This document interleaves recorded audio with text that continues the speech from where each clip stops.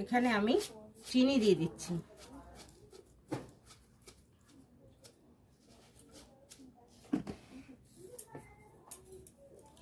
সব এখন একবারে ভালো করে মেখে নেব।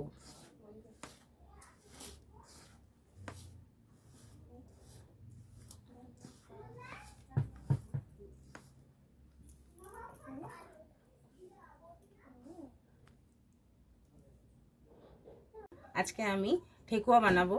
এখানে আমি মৌরি আর বাদাম নিয়ে নিয়েছি। এর মধ্যে আমি আটা নিয়ে নিচ্ছি।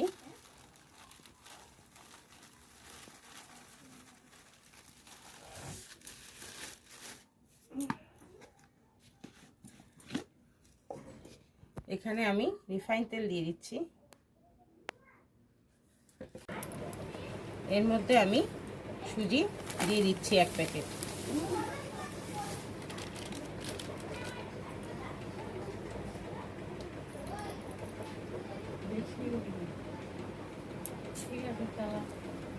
এখন আবার এগুলোকে ভালো করে মেখে নেব।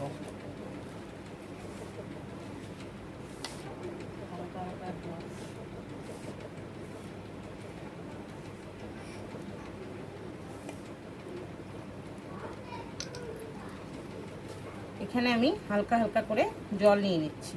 জল দিয়ে দিয়ে মেখে নেব।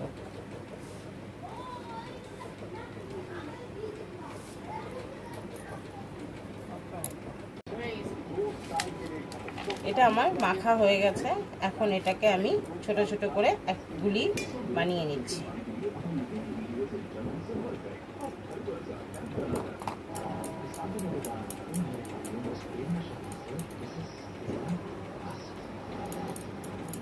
এইভাবে করে আমি গুলিয়ে বানিয়ে নিয়েছি। এখানে সাজের মধ্যে হালকা তেল লাগিয়ে নিয়েছি। এখন এটাকে আমি এই ফুলের মধ্যে এইভাবে করে চেপে চেপে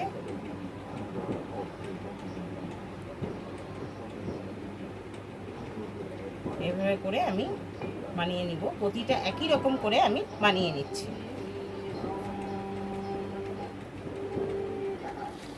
প্রতিটা আমার বানানো হয়ে গেছে।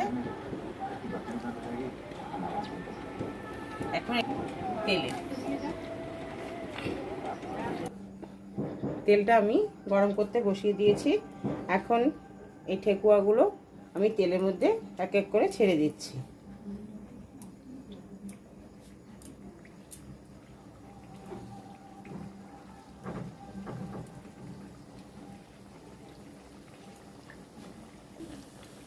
হালকা ভাজা হয়ে গেছে।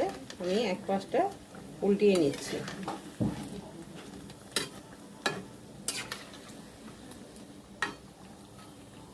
আরও কিছু সময় ভাজা হবে। এটা লাল লাল করে ভেজে নেব। ভাজা হয়ে গেছে, আমি নামিয়ে নিচ্ছি।